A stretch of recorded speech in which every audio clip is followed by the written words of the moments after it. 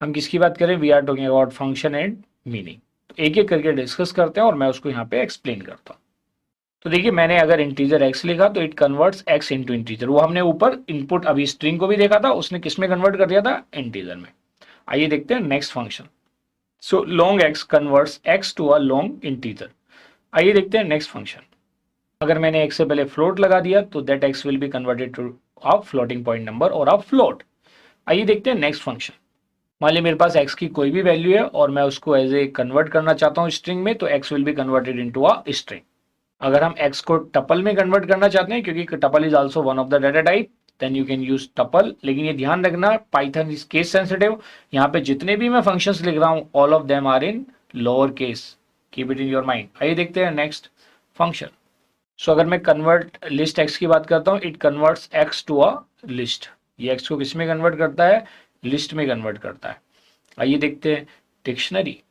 सो dear student, यहाँ पे देखिए डिक्शनरी डिक्ट एक्स मैंने किया तो it creates a dictionary if x form a की वैल्यू पेयर। एक्स क्या फॉर्म करता है? की वैल्यू पेयर फॉर्म करता है। आइए देखते हैं नेक्स्ट फंक्शन। क्योंकि आप जानती हैं डिक्शनरी के अंदर जो वैल्यूज हैं की और वैल्यू के पेयर की फॉर्म में स्टोर्ड होती हैं। अगर मैं सेट एक्स कर देता हूं तो x will be converted into a set. आइए देखते हैं नेक्स्ट फंक्शन। सो और ORDX का मीनिंग है it converts a single character to its integer value. अगर कोई सिंगल कैरेक्टर होगा, एक अल्फाबेट है, तो अगर हम उसको कन्वर्ट करना चाहते हैं इंटीजर में, we can use a ORD। Even we can also use integer, but this is another function which is use as an alternative. आइए देखते हैं next one. So dear student, oct x it converts, oct का मतलब ही octal से है, और octal का base कितना होता है? 8। आपने नंबर सिस्टम स्टडी किए होंगे। It's converts an integer to octal string. ऐसे हेक्साडेसिमल के लिए वो क्या करेगा? इंटीजर को हेक्साडेसिमल स्ट्रिंग में कन्वर्ट करेगा। और हेक्साडेसिमल का बेस कितना होता है? 16। So it converts an integer to hexadecimal string. तो स्टूडेंट डिस्कस करते हैं some more functions and their meaning. So dear student, this is char I mean CHRX converts an integer to a character।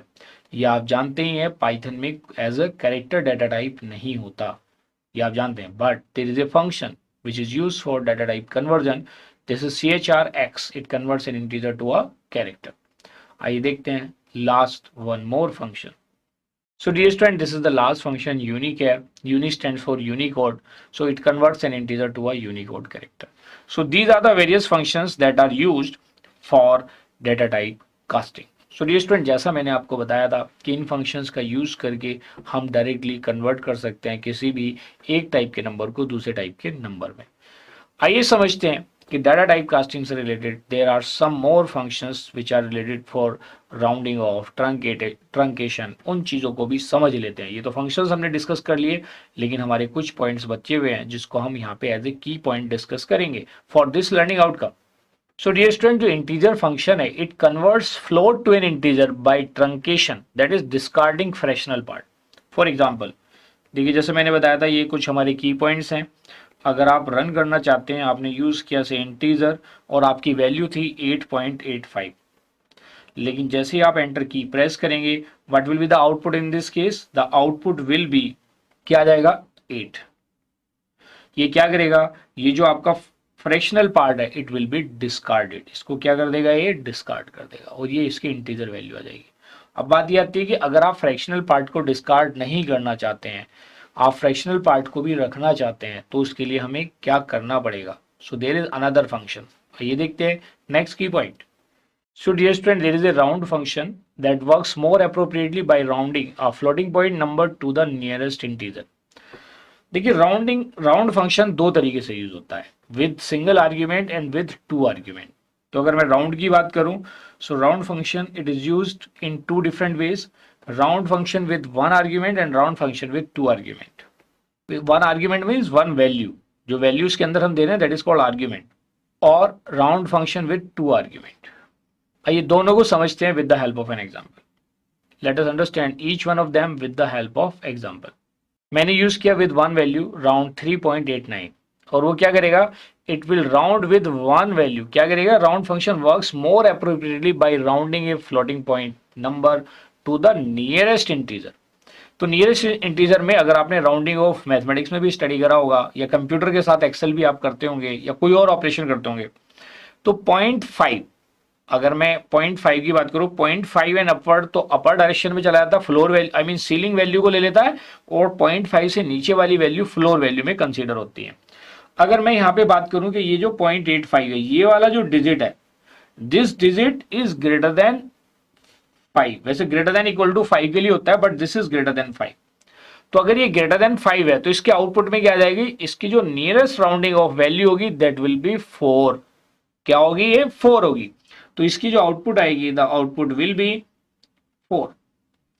इसी में अगर मैं ये value less than 5 हो जाए, अगर फर्स्ट डिजिट जो 8 है, अगर इसकी जगह ये लेस देन 5 हो जाए, मतलब ये ग्रेटर देन इक्वल टू 5 की कैटेगरी में आता है, इक्वल टू तो नहीं है but it comes into this category. Even अगर ये 3.5 भी है तो भी इसको अपर ही लेके जाएगा।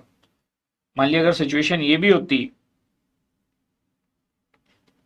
ये नेक्स्ट एग्जांपल है, से मैंने मेंशन किया राउंड 3.49 या 45, इसको आपने एंटर किया, तो इसका जो नियरेस्ट आएगा द आउटपुट विल बी 3। इसका आउटपुट क्या आएगा, 3 आएगा। क्यों आएगा, ये जो वैल्यू है दिस इज लेस देन 5। ठीक है, तो सिस्टम तो वैसे ही करेगा। आइए अब विद टू आर्ग्यूमेंट की बात करते हैं। तो जब हम टू आर्ग्यूमेंट्स के साथ डील करते हैं तो जो सेकंड आर्ग्यूमेंट या सेकंड वैल्यू है वो उसके प्रिसीजन को रिप्रेजेंट करती है। मान लिया नॉन टर्मिनेटिंग नंबर है, आपने 10 को 3 से डिवाइड किया तो 3.3333, जो 0.33 है वो इनफाइनाइट मैनी टाइम्स आएगा, वो कभी राउंड ऑफ नहीं होगा। लेकिन आप चाहते हो कि आपका रिजल्ट 2 डेसिमल प्लेसेस तक आए, 3 डेसिमल प्लेसेस तक आए, then we use two argument round off function. आइए इसको भी समझते हैं। ठीक है, ये तो नंबर है, this argument 1 represent a float number और आर्ग्यूमेंट 2 रिप्रेजेंट करेगा number of places of precision. आइए इसको एक एग्जांपल की हेल्प से समझते हैं। तो देखिए ये मेरे पास नंबर है 23.56789। तो इस केस में आप देखेंगे ये मेरा 2 डेसिमल पॉइंट तक इसका प्रिसीजन रहेगा। इसका मतलब जो रिजल्ट में आएगा ये 2 आएंगे, बाकी सब क्या हो जाएंगे, discard. So your output will be, this function will generate the output 23.56। क्या जनरेट करेगा, it will generate 23.56। This is the output. तो I hope this is clear to everybody. So dear student, in this way we have achieved our second learning outcome.